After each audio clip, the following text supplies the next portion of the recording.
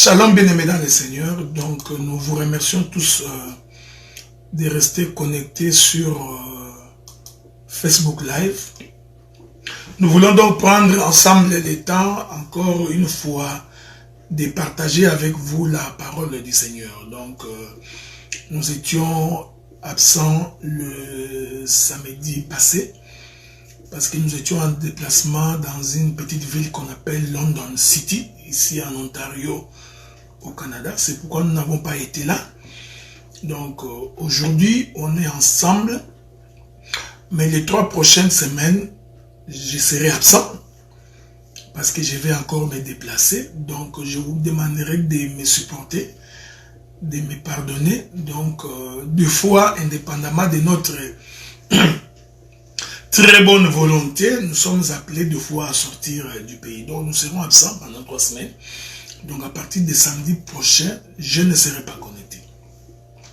Donc, mais quand nous reviendrons, après 3 semaines, nous allons donc continuer notre marche de sanctification. Nous allons prier le Seigneur. Père, nous te disons merci, toi la source de notre vie. Toi, le Dieu qui nous garde et qui nous protège, nul n'est comparable à toi et nul ne peut donner la vie comme toi. Nous saisissons cette occasion d'abord pour te remercier de nous avoir gardés en vie, de nous avoir protégés et d'avoir protégé les nôtres.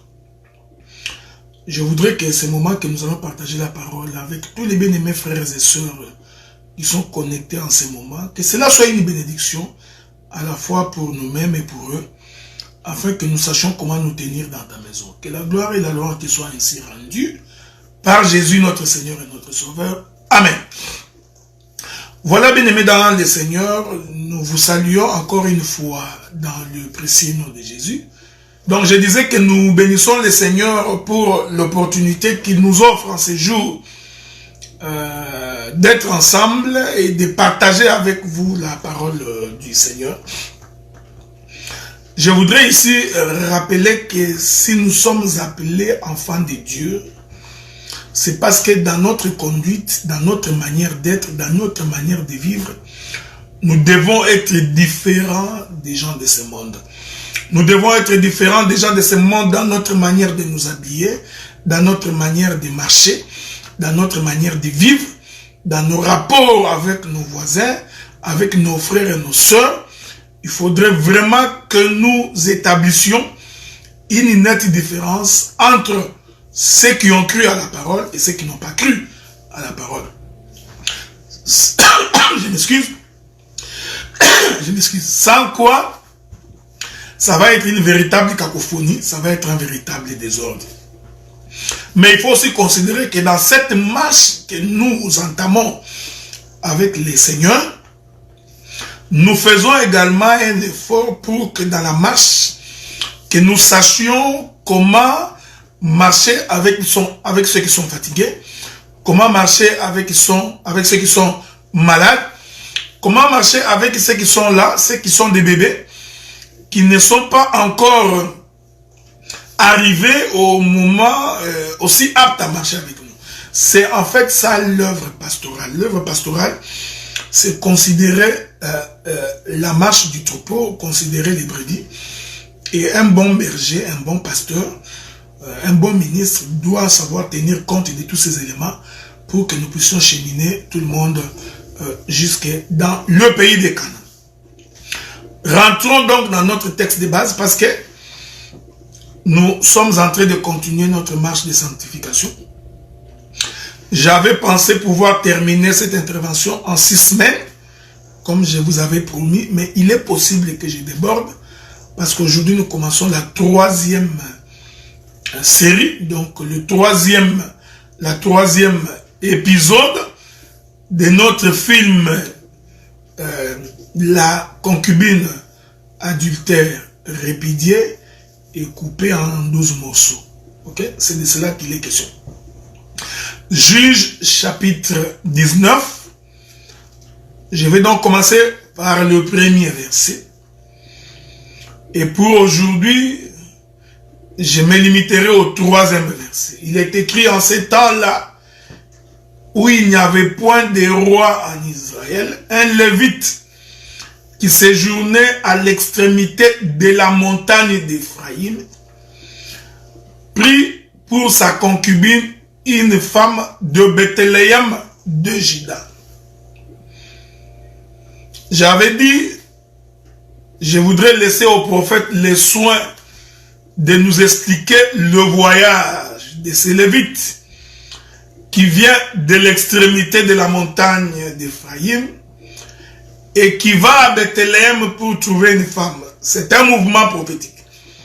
Donc, j'ai laissé les soins au prophète de pouvoir expliquer cela. La Bible dit dans le verset 2, sa concubine lui fit infidélité, elle le quitta pour aller dans la maison de son père, à Bethléem de Juda, où elle resta l'espace de 4 mois.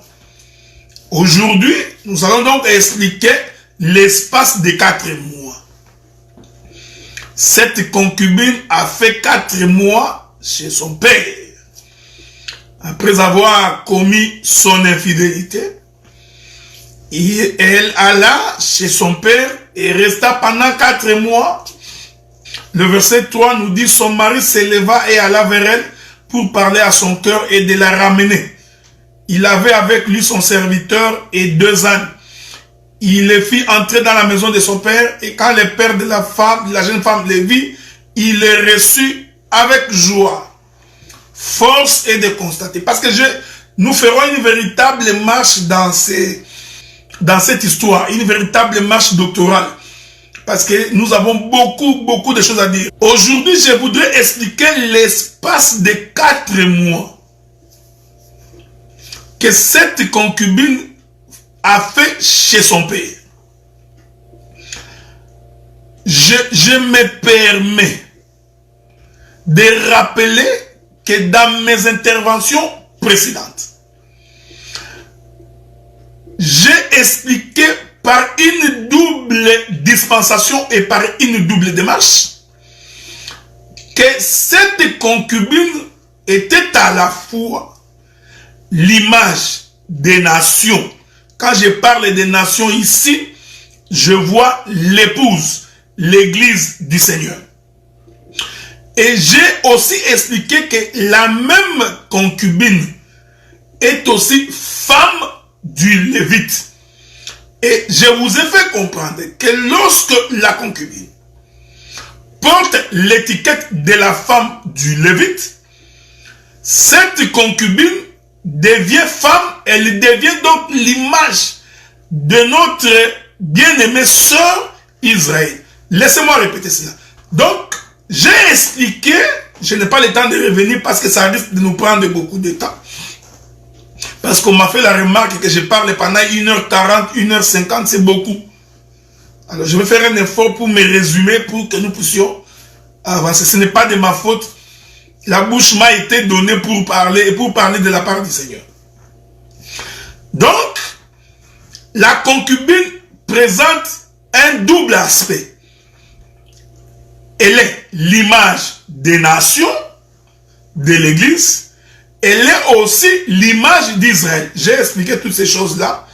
Donc, on va manquer beaucoup de temps pour y revenir. Et j'avais expliqué que les Lévites ici, c'est l'image du Seigneur Jésus-Christ. Je me permets, bien aimé dans le Seigneur, de rappeler, comme j'ai toujours dit, l'écriture, c'est comme un nuage. L'écriture, il y a des gens qui m'écrivent. Voilà. Donc, l'écriture, c'est comme un nuage qu'il faut balancer. Voyez-vous? Et quand il y a le balancement de la nuée, il y a un message qui est communiqué. Souvenez-vous que lorsque le Seigneur Jésus-Christ est monté sur la croix, l'écriture dit que nous étions à la 6e heure. La 6e heure, c'est midi. Et le prophète Matthieu confirme que les ténèbres se sont abattues sur la terre. De la 6e heure à la 9e heure.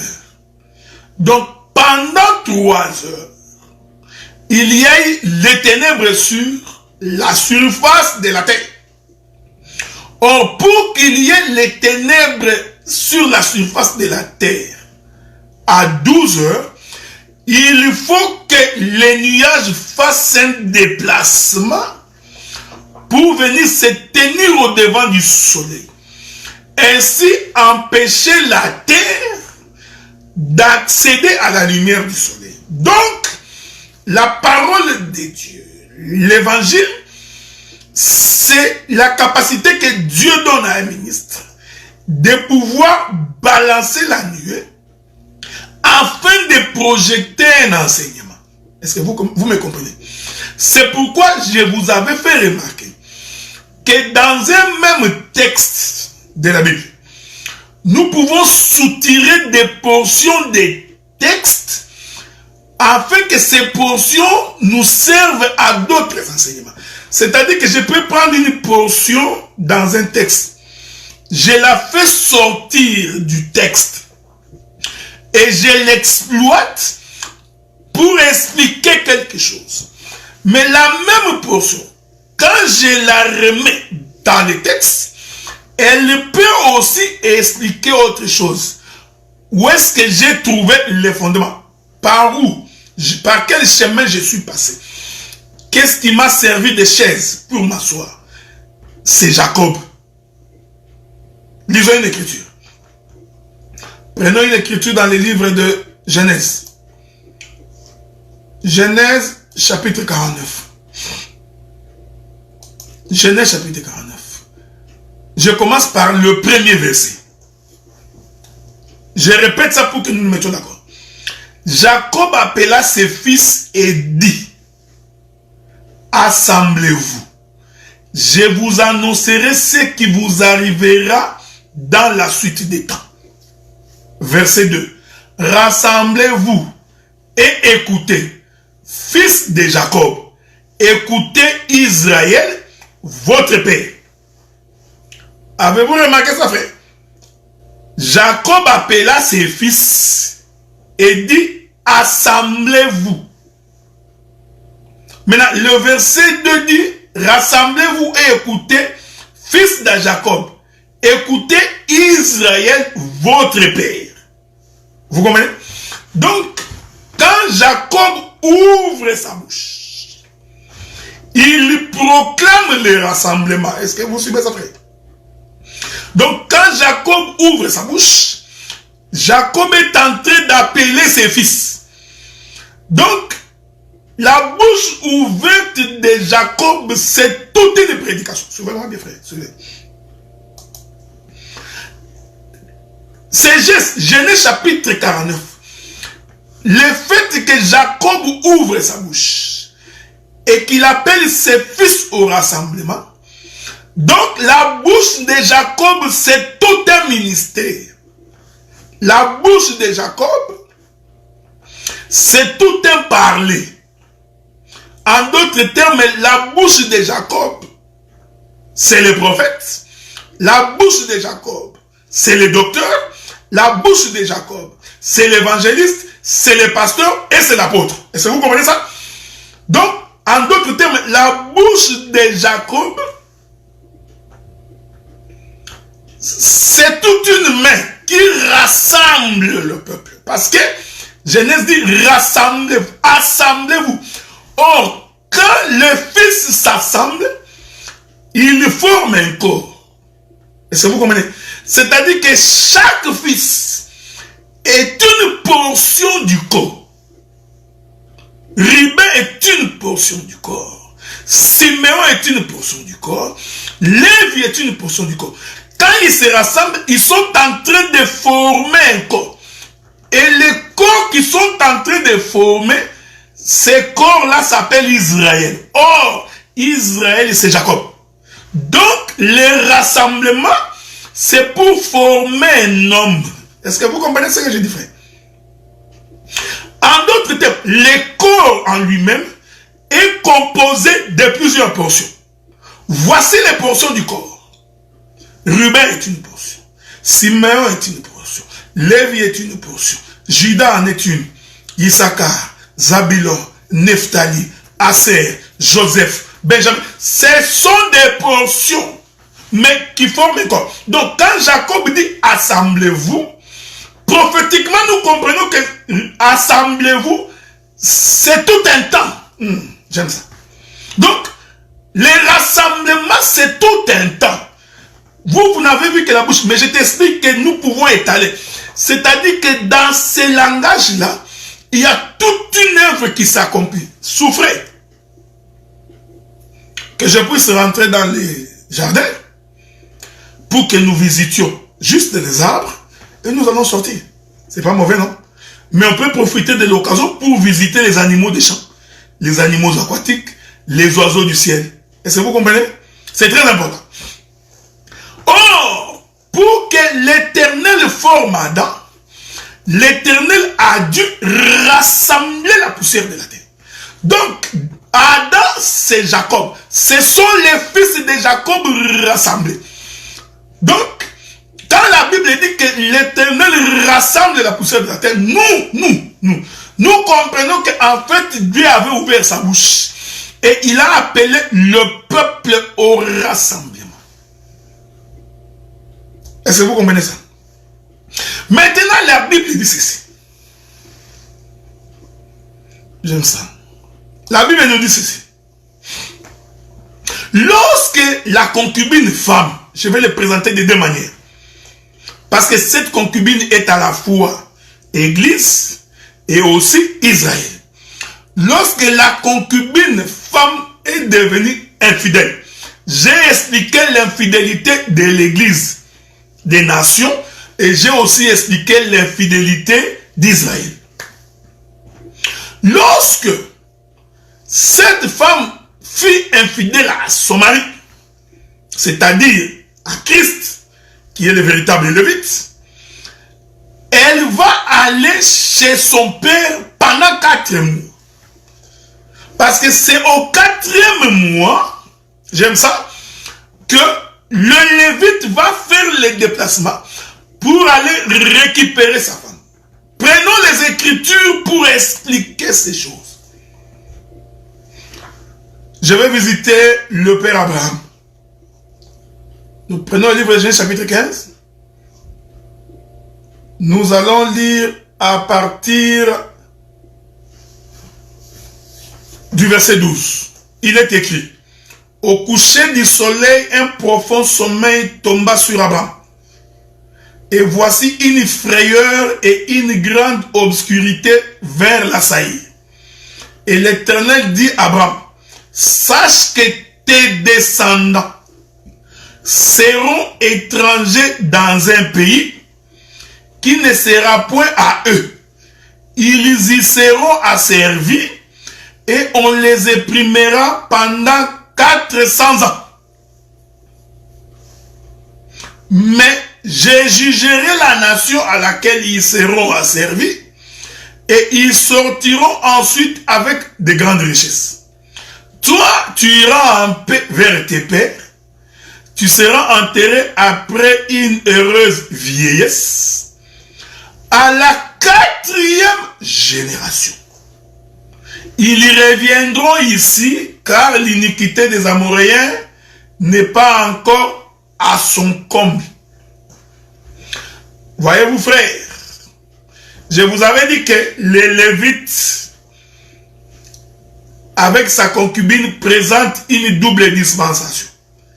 Il représente l'alliance de Dieu avec l'Église. Il représente aussi l'alliance de Dieu avec l'Église. Mais la Bible dit que cette femme devint infidèle. En d'autres termes, l'infidélité, je vous l'avais expliqué en disant que l'infidélité se comprend lorsque l'homme est détaché de Dieu. Lorsque l'homme pêche, lorsque l'homme n'obéit pas à la voix de Dieu. Et je vous ai expliqué que nous, les nations, nous avions péché par Adam.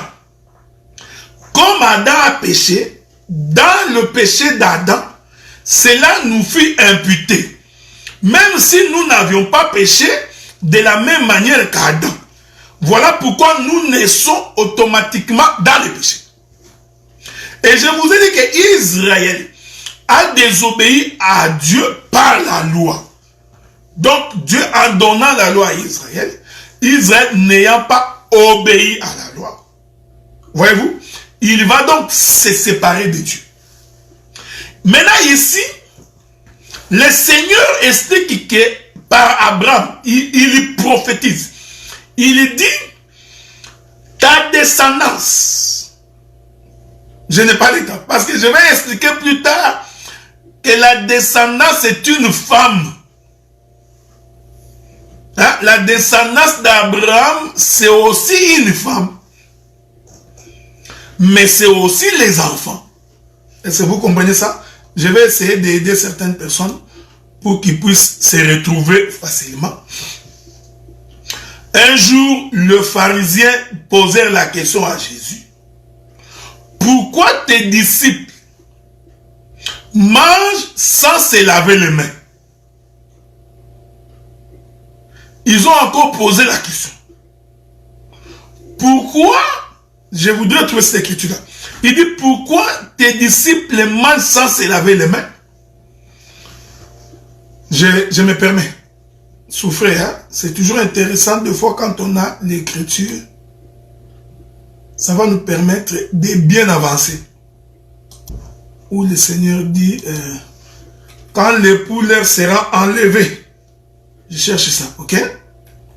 Souffrez. Si je ne trouve pas, et vous avez toujours dit que je n'ai pas l'habitude de bloquer les versets par ma tête, mais je reviendrai plus tard là-bas. Jésus répond, bien-aimé Eugène, si tu trouves les versets, tu me l'envoies. Donc Jésus répond, je crois qu'ils ont posé la question à Jésus, pourquoi tes disciples ne gênent pas, pourquoi? Jésus répond, les jours où l'époux leur sera enlevé, alors ils veilleront, ou ils gêneront. Ah, c'est cette écriture-là que je cherche. Donc, c'est quand même drôle. Hein? Bon, je n'ai pas trouvé cette écriture-là, mais je vais quand même les trouver. Donc, le Seigneur dit, le jour où l'époux leur sera enlevé, alors ils gêneront.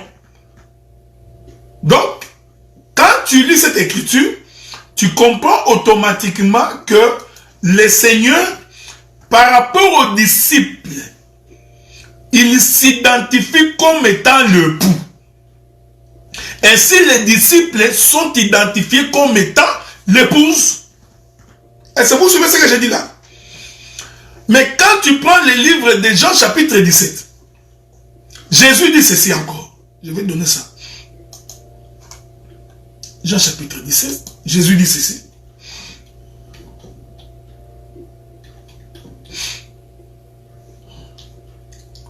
Il est écrit, j'ai lu, Jean chapitre 14, verset 18. Jean chapitre 14, verset 18, il dit, je ne vous laisserai pas orphelins, je viendrai à vous. Donc, quand Jésus dit, je ne vous laisserai pas orphelins, ici, Jésus s'identifie comme étant le Père. Parce qu'il n'y a que le parent qui peut laisser les enfants comme étant des orphelins. Est-ce que vous me suivez attentivement? Donc, c'est ce que j'appelle moi balancer la nuée. Donc, la même personne est pour le peuple comme étant l'époux, c'est-à-dire le mari, mais la même personne est aussi pour les mêmes personnes comme étant le Père.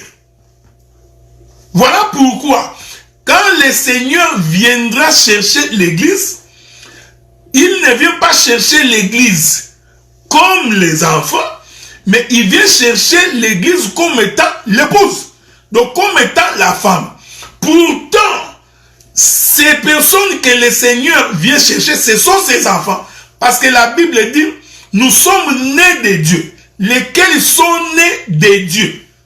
Donc, c'est Dieu qui nous a donné naissance. En Jésus, nous sommes nés de Dieu. Or, quand nous naissons d'eux, nous comprenons que celui-là, il prend l'attribut du Père, du géniteur. Est-ce que vous comprenez ce que nous disons? Donc, c'est ça le balancement de la nuit. Prenons le livre de Marc, chapitre 7, verset 5. Et les pharisiens et les scribes lui demandaient, pourquoi tes disciples ne suivent-ils pas la tradition des anciens? Pourquoi prennent-ils les repas avec des mains impures? Vous comprenez? Ce n'est pas ce que je cherche encore une autre écriture. Hein? Il y a encore une autre écriture qui manque là. L'écriture, il dit, quand l'époux vous sera enlevé, alors ils gêneront. Voyez-vous, frère? Donc, la même personne prend, il est en train de changer de costume en fonction du message qu'il veut communiquer. C'est comme ça que je vous avais dit que nous pouvons retirer la pierre dans l'autel, dans le corps de Jacob. Je peux retirer Ruben, et avec Ruben, je peux marcher pour expliquer autre chose. Voyez-vous? Donc, j'ai récupéré la portion dans le corps. C'est pourquoi un ministre, c'est celui qui marche avec une paire de ciseaux. Donc, ici, je suis en train de prendre des portions pour expliquer la pensée de Dieu. Abraham, Dieu dit que ta descendance va aller dans une terre étrangère. En d'autres termes, ta descendance va se séparer de toi. Voyez-vous? Et je suis en train d'expliquer que la descendance, c'est aussi une femme. L'homme donne naissance à la femme. La femme est une descendance de l'homme. Voyez-vous, frère? C'est pourquoi la création d'Ève, qui est l'épouse d'Adam, il a fallu premièrement que Adam donne naissance à Ève. Est-ce que vous avez vu ça, frère? La Bible dit que Dieu ouvrit la côte d'Adam et il fit sortir. Donc, Adam, Ève, c'était l'enfant d'Adam. C'est la descendance d'Adam. Luc chapitre 5, le verset 35. Luc chapitre 5, verset 35. Les jours viendront où l'époux les sera enlevé. Alors ils gêneront en ces jours. J'aime ça. Vous voyez, Christ, à un moment donné, il est l'époux des disciples. Par moment, il est le père des disciples. Oh, tout ce que Jésus fait là, en fait, il est en train d'accomplir les prophètes. Qui est le prophète? Le prophète, c'est Adam. C'est pourquoi je vous avais toujours dit de faire attention quand tu es en train de lire les prophètes. Quand tu es en train de lire les livres de Genèse, faites attention pour ne pas être scandalisé. C'est pourquoi j'ai toujours été contre les gens qui touchent les écritures de l'ombre pour en faire une application sur leur propre personne. Cette démarche est très très dangereuse. Très dangereuse. Parce qu'un jour tu risques de monter sur la femme de quelqu'un et tu vas dire de la même manière que le prophète Élisée était monté sur l'enfant, moi aussi je peux monter sur ta femme. Tu vois, tu as pris l'écriture de l'ombre, tu veux en faire une application particulière sur ton corps. C'est ça le danger. C'est pourquoi dans l'ombre il n'y a pas la représentation exacte des choses. Et j'aime Paul, frère. Paul dit, la représentation exacte se trouve en Christ. Elle ne se trouve pas chez Adélard. Elle n'est pas chez Bernard. Elle n'est pas chez Germain. Ni chez Roger, ni chez qui que ce soit. Donc, la réalité de la représentation de l'ombre, se trouve en Christ Jésus. C'est pourquoi je rentre dans Genèse. Pour expliquer que vous allez remarquer que Adam a d'abord donné naissance à Ève. Parce que Ève est sortie des entrailles d'Adam. On tira la côte d'Adam. On a ouvert le ventre d'Adam. Voyez-vous, Adam a donc donné naissance à Ève. Donc Ève, de par sa naissance, c'est l'enfant d'Adam. Est-ce que vous comprenez ça? Mais lorsque Dieu est en train de ramener Ève, en ce moment-là, Adam ne dit pas que c'est mon enfant. Adam dit, c'est ma femme. Donc, l'enfant la descendance est une femme. Est-ce que quelqu'un me saisit, frère?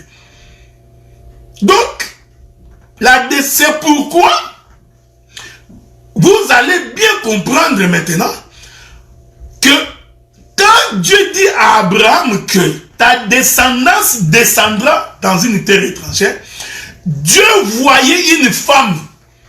Il voyait l'homme qui se sépare de sa femme. Est-ce que vous comprenez ça? Je vais aller doucement pour que vous arriviez. Dieu dit que ta descendance va séjourner dans une terre étrangère. Et elle va y habiter pendant 4 générations. J'aime ça. Et l'écriture des juges précise. Je rentre là-bas. Rentrons là-bas. Juge dit ceci. Juge chapitre 19. Le verset 2. Sa concubine lui fit infidélité. Elle quitta pour aller dans la maison de son père, à Bethléem, où elle resta à l'espace de 4 mois. Est-ce que vous comprenez? Donc, maintenant, son mari s'éleva. Donc, au 4e mois, le mari va s'élever. J'aime ça. Tout ça, ce sont les mouvements prophétiques. Les maris qui s'élèvent, c'est-à-dire c'est quelqu'un qui quitte le trône. Voyez-vous, frère. Donc, quand la Bible dit que le mari s'éleva, nous comprenons qu'il vient de quitter le trône. Il vient de quitter sa position élevée. Maintenant, il va aller vers la femme. Il va aller pour aller prendre la femme. Est-ce que vous comprenez ce que nous disons, frère? Donc, quand est-ce que le mari s'est levé? Au 4e mois. Parce que il y a tout un mystère autour du chiffre 4. Donc, le mari qui se lève au 4e mois, c'est l'écriture de Genèse chapitre 15 que je vous ai donné. Rentrons dans Genèse chapitre 15. Chapitre 15, verset 16. Il est écrit, à la 4e génération, ils reviendront ici. Hein? Donc, Dieu prophétise qu'à la 4e génération, celui ou celle qui était descendu en esclavagisme doit faire quoi? Celui qui était descendu, j'aime l'écriture, hein? J'aime l'écriture. Ils reviendront. C'est-à-dire, pour revenir, il faut premièrement que tu sois allé. Voilà. C'est pourquoi nous avons toujours dit, pour que tu remontes, il faut premièrement que tu sois descendu.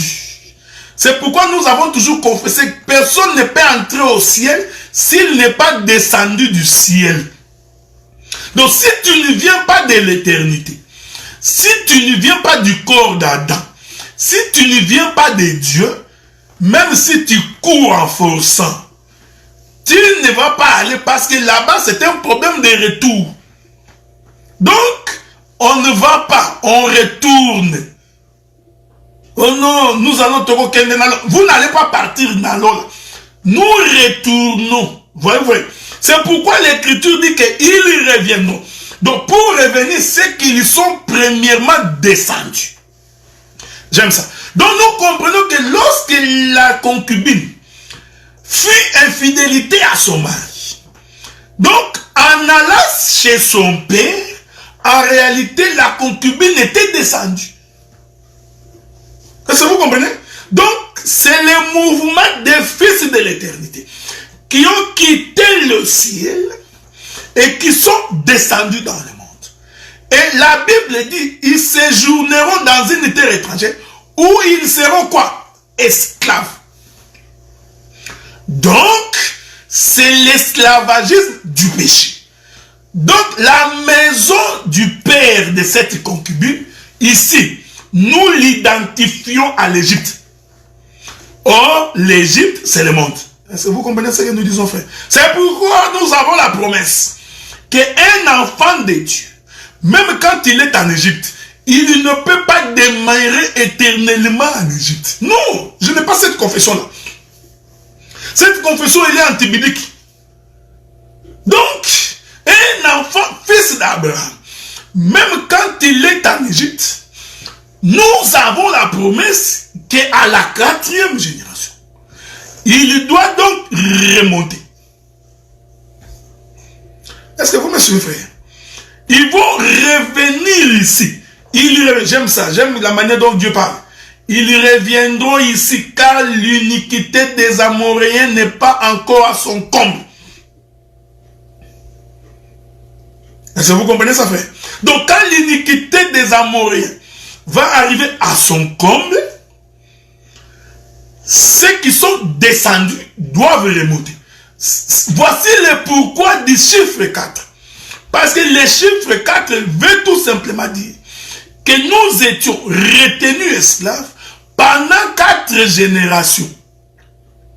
C'est pourquoi la promesse a été faite par Judas. Je rentre là-bas, frère. Je rentre là-bas. Genèse chapitre 19. Non, Genèse chapitre 49.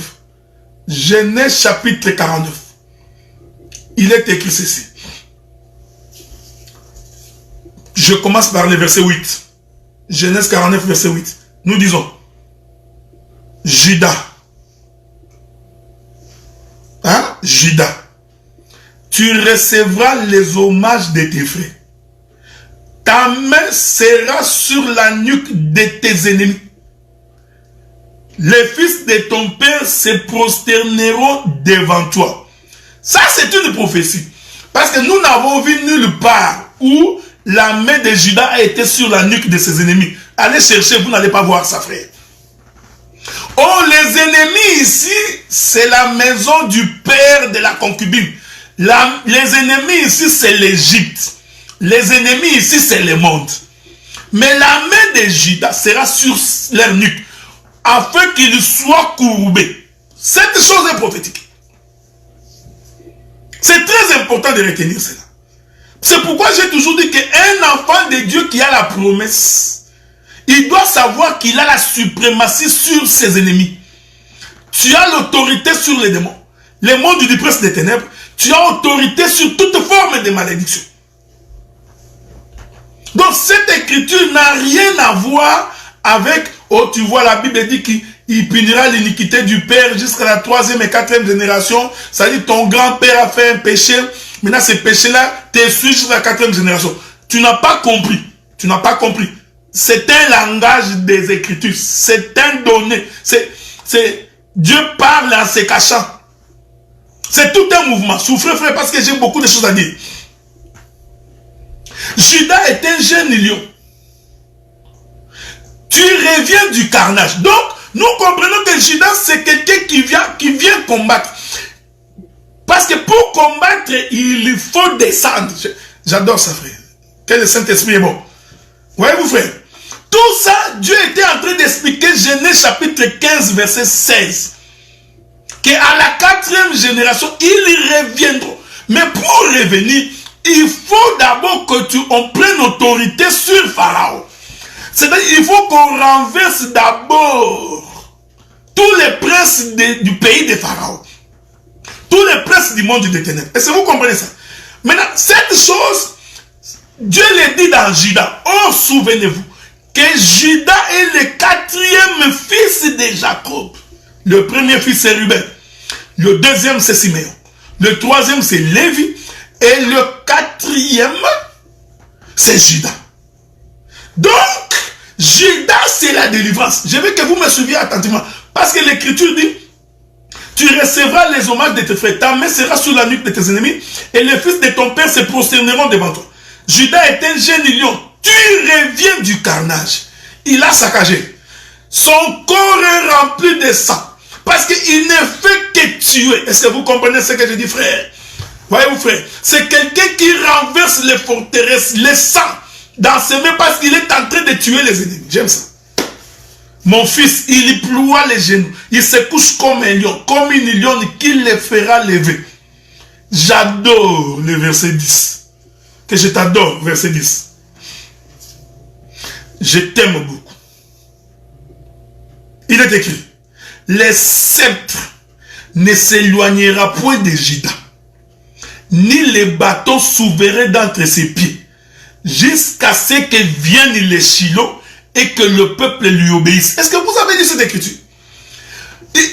Cette écriture prophétiquement veut dire, Judas c'est la porte du souverain. Donc, si Dieu va entrer, si Dieu va venir visiter la terre, il va rentrer par Juda. Juda est une porte. Est-ce que vous comprenez? C'est pourquoi même quand il y avait une déportation, Jérusalem qui était dans la contrée de Juda, on ne pouvait pas toucher cela. Est-ce que vous comprenez ce que nous disons, frère? Parce qu'il y avait une promesse, même du temps de roi Roboam et Jéroboam, après la mort de Salomon. Comme vous savez, après la mort de Salomon, Jéroboam, qui était le fils d'une concubine de Salomon, je crois, il va venir ravir 10 territoires. Il ravit. Après la mort du père, les enfants se battent pour l'héritage. C'est pourquoi quand tu es père, il ne faut pas mourir. Parce que si tu meurs, les enfants vont se battre pour l'héritage.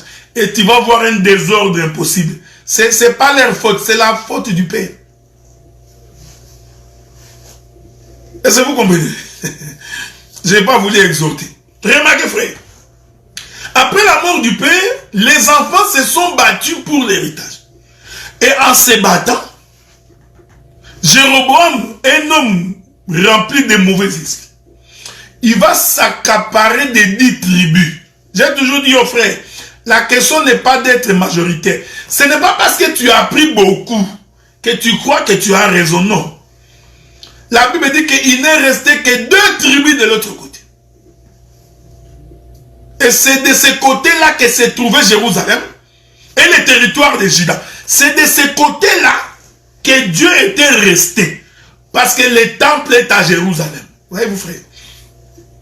Il y a une écriture dans Psaume où la Bible dit que Israël est ton territoire, Juda est ton sanctuaire. Laissez-moi trouver ça. Souffrez que je trouve ça. Avec votre permission, si je peux trouver. En attendant, je suis toujours en train de penser que tu vas me les trouver. Allons très vite voir.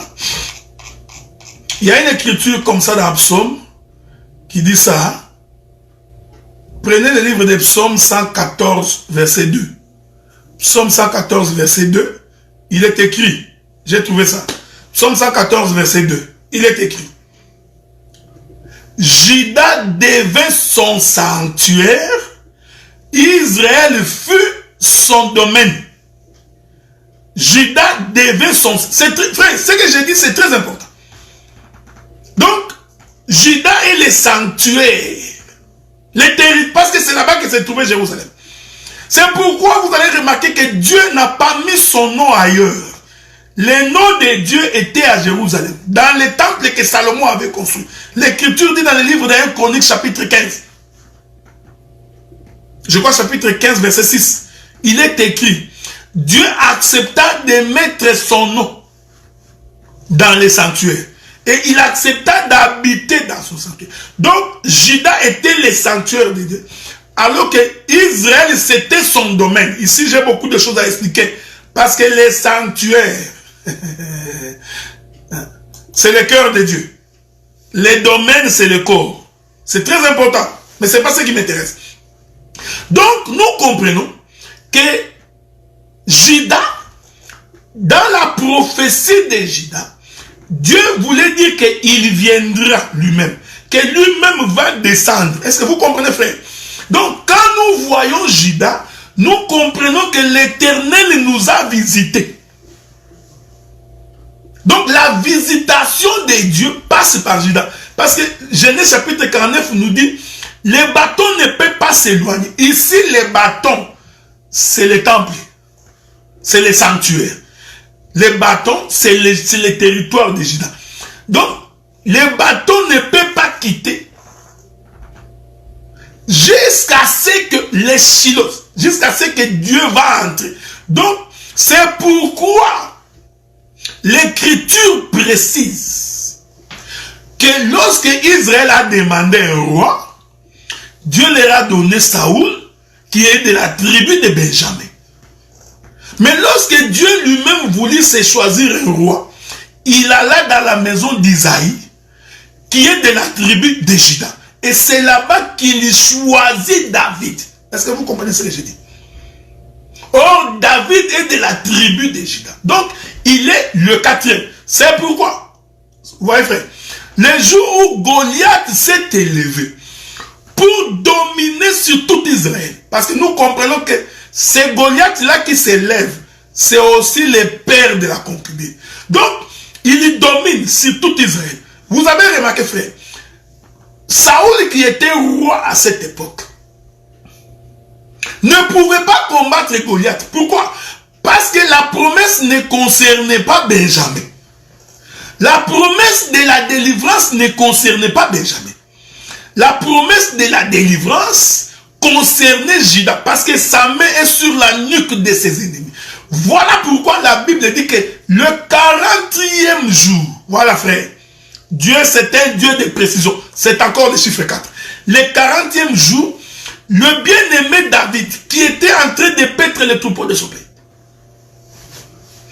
son père va l'envoyer. Il dit, il est temps maintenant que toi, David, que tu puisses entrer dans un corps. Parce que je t'informe que quand David venait dans les champs de combat, en réalité, c'était la lumière qui entrait dans un corps. Est-ce que vous voyez ça? Et c'est David qui va venir renverser Goliath. Cette écriture est en amour avec Genèse chapitre 15, verset 16. Qu'à la 4e génération, ils reviendront. Mais j'aime la Bible. Hein? Je voudrais prendre Ésaïe chapitre 35. Ésaïe chapitre 35. Prenons Ésaïe chapitre 35. J'aime ça, frère. Remarquez, il est écrit. Je commence par le premier verset. Les déserts et les pays arides se réjouiront. La solitude s'égayera et fleurira comme un narcisse. Elle se couvrira de fleurs et tressaillira de joie. Avec chant d'allégresse et cri de triomphe, la gloire du Liban lui sera donnée. La magnificence du Carmel et de Saron.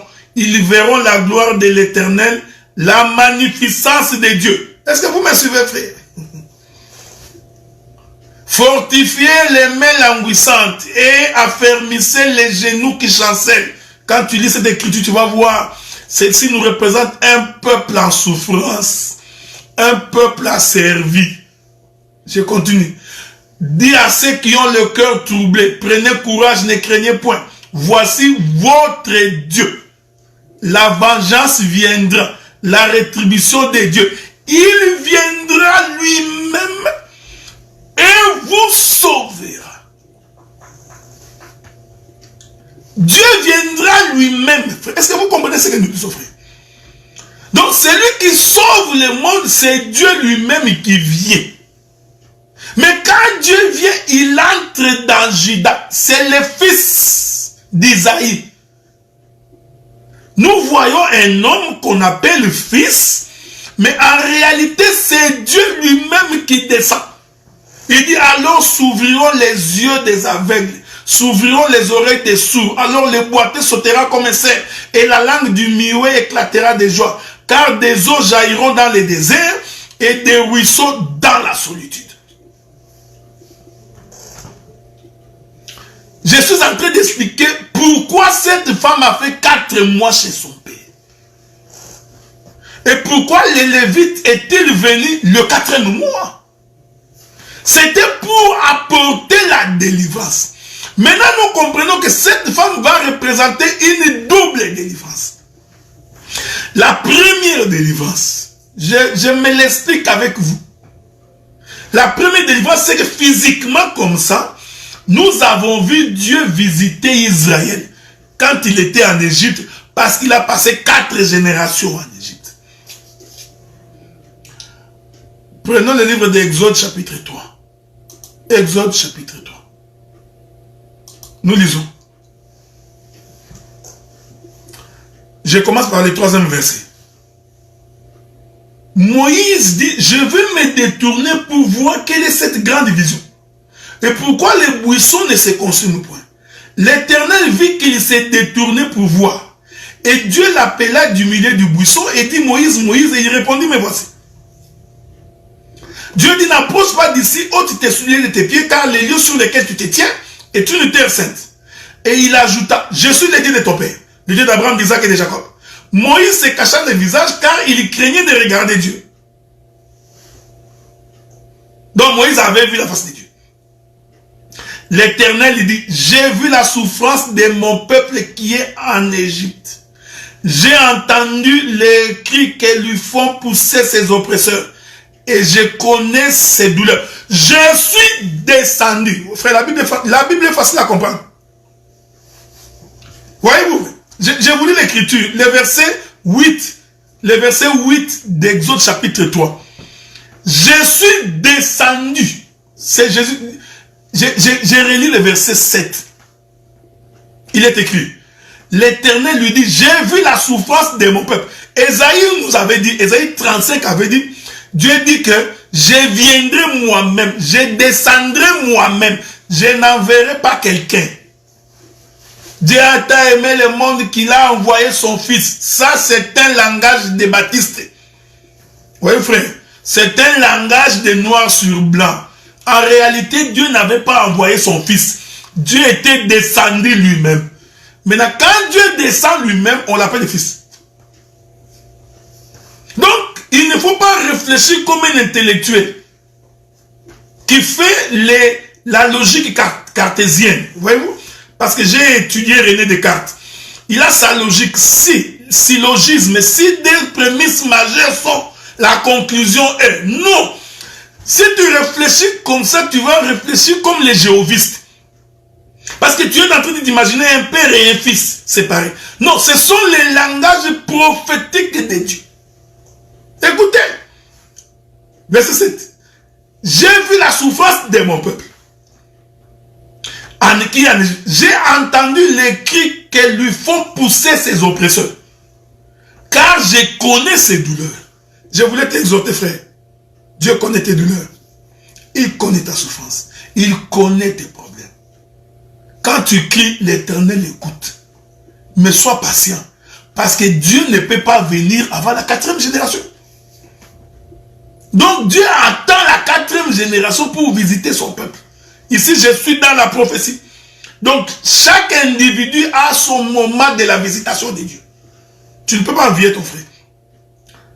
Verset 8. Je suis descendu pour les délivrer de la main des Égyptiens. Vous voyez, frère, Dieu dit qu'il est descendu. Mais quand tu lis les textes, tu ne verras nulle part où Dieu est allé en Égypte. Mais Dieu dit que je suis descendu, non. Et Dieu ne peut pas se contredire. C'est que Dieu était descendu. Mais Dieu, en descendant, il va prendre le corps de Moïse. Est-ce que vous comprenez, frère? Donc, c'est Moïse-là qui va en Égypte. En réalité, c'était Dieu. Pour les faire monter de ces pays dans un beau et vaste pays. Dans un pays où coule le lait et le miel. Alors, nous comprenons que Dieu était descendu pour faire monter. Donc, nous comprenons que Israël était descendu. C'est pourquoi le Lévite est allé chez le père de la femme pour aller récupérer sa femme. Je t'exhorte. L'homme ne peut pas chercher Dieu. Non, bien aimé, je suis en train de chercher Dieu. J'ai passé toute ma vie à chercher Dieu. Je suis allé à gauche et à droite. J'ai cherché Dieu. Tu es un scribe. Parce que les scribes cherchent l'écriture. Noir sur blanc. L'homme n'a jamais, je dis bien l'homme n'a jamais cherché Dieu. Même quand tu lis l'écriture noir sur blanc, qu'il est écrit, cherchez Dieu pendant qu'il est encore temps. Dieu a voulu que tous les hommes de la terre le cherchassent en tâtonnant. Ça, c'est l'écriture noir sur blanc. L'homme n'a jamais cherché Dieu. Dieu, c'est toujours Dieu qui cherche l'homme. La femme infidèle n'a jamais cherché à retourner avec son mari. Parce que le péché d'abord lui-même ne peut pas t'amener à rechercher Dieu. Parce que le péché, c'est toute une pesanteur. C'est tout un pouvoir. C'est toute une puissance sur toi qui domine sur toi. Donc pour sortir du péché, il faut que quelqu'un vienne te délivrer. Est-ce que vous comprenez ce que nous disons, frère? C'est pourquoi les Lévites est allé de la même manière. J'aime ça, frère. Lorsque Adam et Ève ont péché et ont constaté qu'ils étaient nus, ils se firent des vêtements en feuilles de figue. Ils se couvrirent leur nudité. Et ils fouillèrent loin de la face de Dieu. Voyez, frère, c'est le mouvement de la concubine qui fouille pour aller vers son père parce qu'il était devenu infidèle aux Lévites.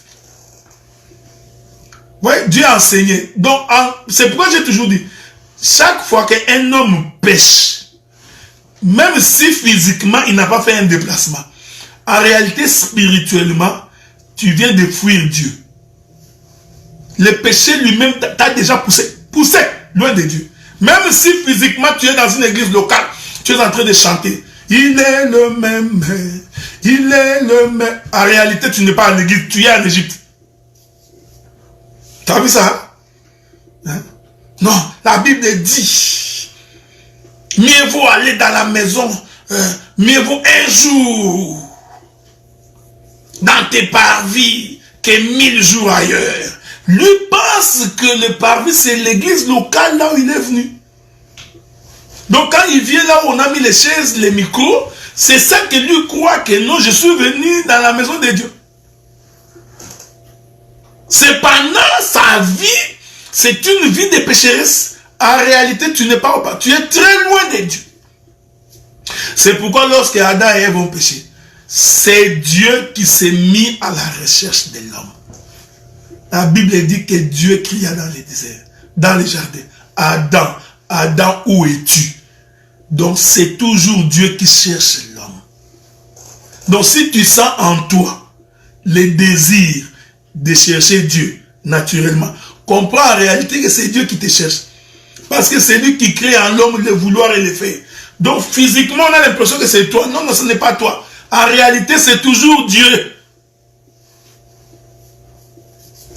Est-ce que vous comprenez ça? Donc, cette Lévite, pourquoi fait-elle 4 mois chez son père? C'était prophétique. Parce que au 4e mois, il faut que nous voyions la délivrance. Est-ce que vous voyez ce que je veux dire? Donc, le chiffre 4, c'est le chiffre de la délivrance. C'est le chiffre qui chasse les ténèbres. C'est le chiffre de la lumière. C'est pourquoi Israël est sorti en Égypte au 4e mois, qui est le mois de Nissan. Voyez-vous, frère? Donc Israël, pour sortir de l'Égypte, c'est au 4e mois qu'il sortit. Parce que c'est Judas qui est venu les délivrer. C'est pourquoi, pour que David puisse aller combattre Goliath. David était de la tribu de Juda, le chiffre 4. Et l'écriture dit que les 3 frères de David étaient déjà au combat. Les 3 frères de David étaient au combat. Donc quand David arrive sur le champ de bataille, David est le 4e. Donc quand le 4e apparaît, nous comprenons que nous sommes prêts pour sortir de l'Égypte. Est-ce que vous comprenez ça, frère? Quand le 4e apparaît, nous comprenons qu'il vient parce que la délivrance vient nous visiter. C'est pourquoi, lorsqu'on prit Meshach, Shadrach et Abednego, on les mit dans la fosse au lieu. Non, pardon, dans la fournaise ardente. Et que l'on chauffa la fournaise 7 fois. L'écriture dit, le 4e apparaît. Je punirai l'iniquité des pères jusqu'au fils. Jusqu'à la 3e et 4e génération. C'est très important. Donc, le quatrième qui apparaît, il vient pour apporter la délivrance au peuple. Donc nous comprenons maintenant Juge chapitre 19 verset 3. Donc nous comprenons que cette écriture-là nous fait comprendre que lorsque la concubine se rend chez son père, cela explique le mouvement de tout homme et de toute femme qui a commis le péché et qui s'est retrouvé dans le monde. Mais comme tu es la femme, la concubine du Lévite, c'est ce qui est important. Le Lévite ne peut pas t'abandonner. Nous avons la foi que comme on est enfant de Dieu, Dieu ne peut pas nous abandonner. Ça, c'est ma foi, frère. Dieu ne peut pas me laisser tête courbée vers la terre. Il ne peut pas me laisser souffrir toute ma vie. Dieu ne peut pas me laisser dans l'amertume, dans la tristesse et dans la souffrance. Non. Pourquoi? Parce que quand bien même que j'ai péché, Dieu par amour doit venir me faire sortir de l'Égypte. Il ne peut pas me laisser demeurer dans les péchés. Il ne peut pas me laisser demeurer dans la souffrance. Non, ce n'est pas ça la Bible. Donc la Bible prévoit que le Lévite va faire une descente.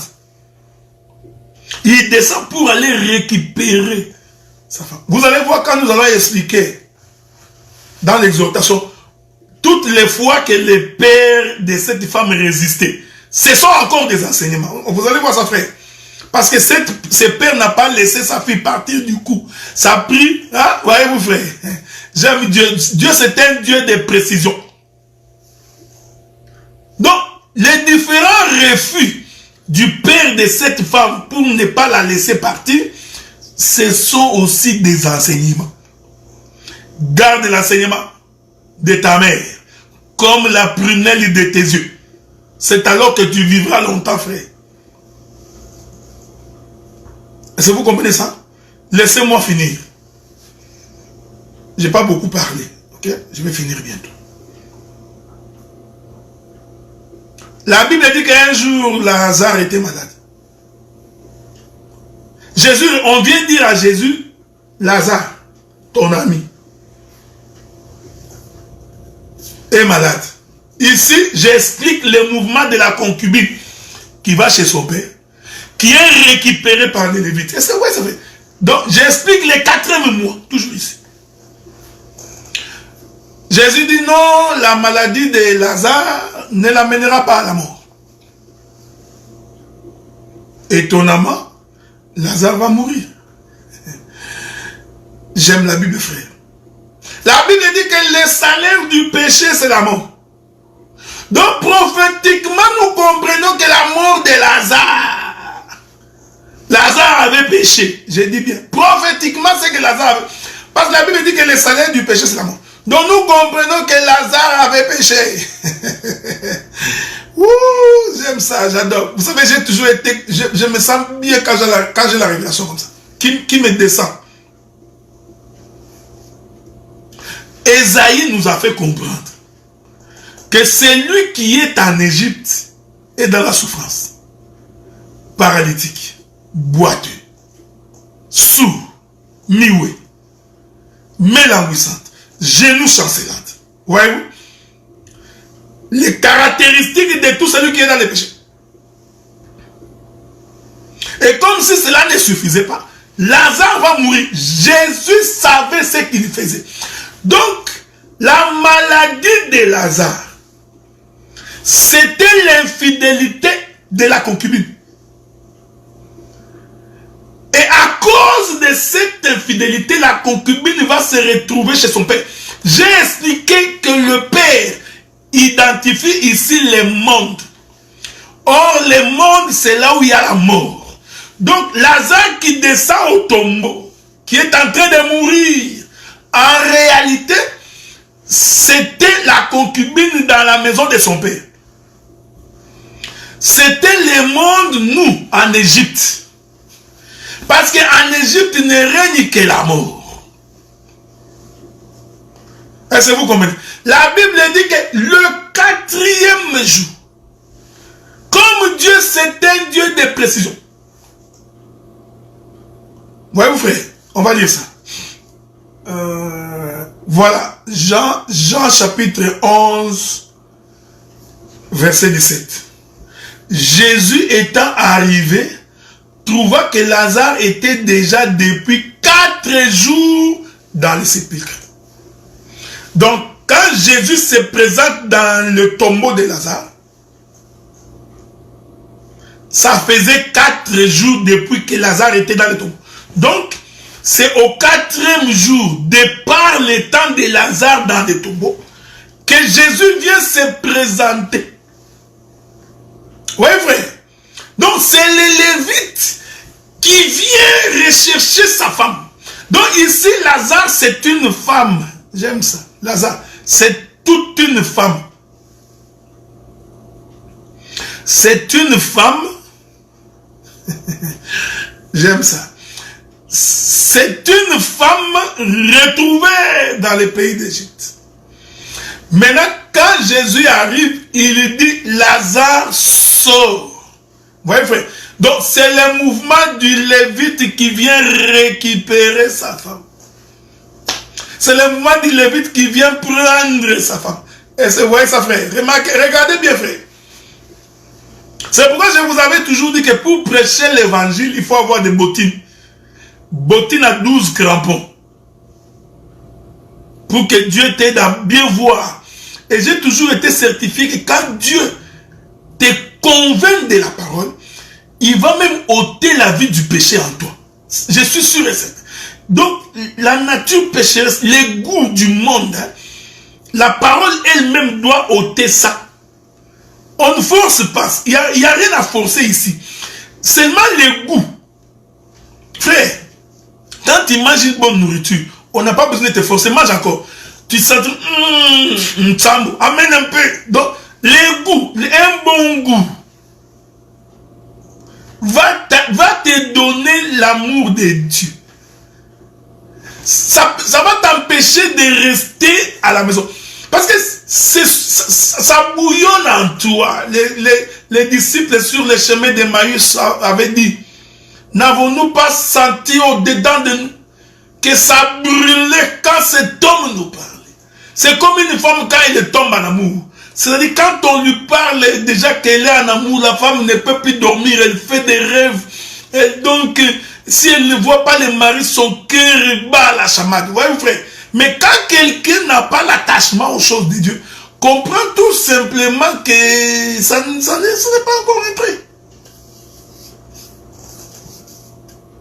Donc, avez-vous remarqué que je n'ai pas fini, frère. Ici, je n'ai pas fini. Je vais arrêter parce qu'on m'avait dit que je parlais beaucoup. Je vais arrêter bien. Mais je n'ai pas fini. Parce que je viendrai pour expliquer que quand le Lévite est en train de récupérer cette femme, c'est aussi la moisson. C'est la fête des moissons. Je reviendrai.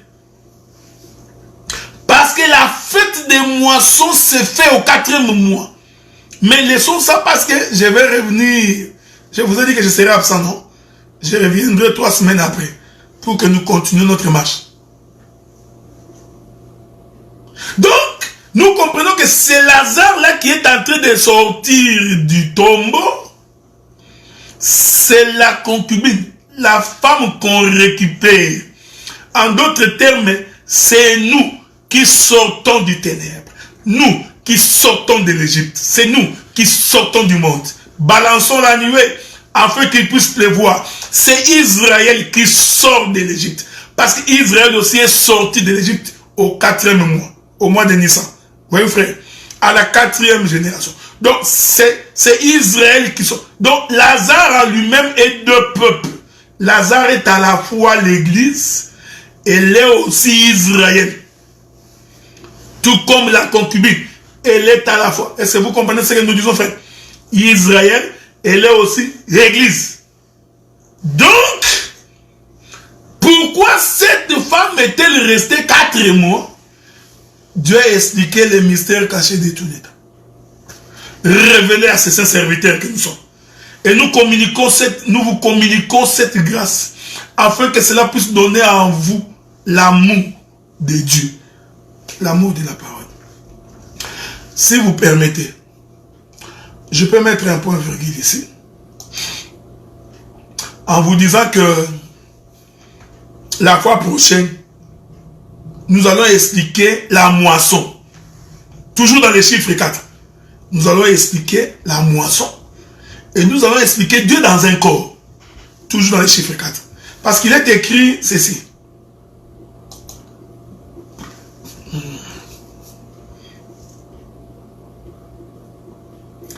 J'aime ça. Prenons, ça je vous donne comme bonus. Hein? C'est comme un bonus. Nous prenons le livre de Jean chapitre 4 verset 35. Jean chapitre 4 verset 35. Il est écrit. Ne dites-vous pas qu'il y a encore 4 mois jusqu'à la moisson? Voici, je vous l'ai dit, levez les yeux et regardez. Les champs qui déjà blanchissent pour la moisson. Ça, c'est un langage prophétique. C'est un langage de Dieu. Est-ce que vous comprenez ça? Quand les champs commencent déjà à blanchir, nous comprenons que le temps de la moisson est arrivé. Voilà, bien-aimés dans le Seigneur, ça a été pour moi un privilège. Le privilège de partager avec vous la parole du Seigneur. Le privilège de vous exhorter. Je vais finir par une petite exhortation. Bien-aimés dans le Seigneur, ne devenez jamais fanatique de quelqu'un. Et ne faites pas quelque chose pour faire plaisir à quelqu'un. Aimez Dieu. Attachez-vous à Dieu. Ayez le bon sentiment vis-à-vis de vos frères, de vos soeurs. Ayez le bon sentiment vis-à-vis de tout ce qui est louable, tout ce qui est honorable. Ne jamais développer la haine vis-à-vis de ton frère. Ne jamais être méchant vis-à-vis de ton frère. Toujours pardonner. Toujours avoir de la compassion. C'est très important. Ce qu'un homme aura semé, il est moissonnera. Vous êtes la race bénie de Dieu. Laisse que Dieu du ciel puisse vous combler et qu'il vous le garde dans le précieux nom du Seigneur Jésus-Christ. Je vous souhaite donc de passer un bon week-end, ok? Que Dieu vous garde.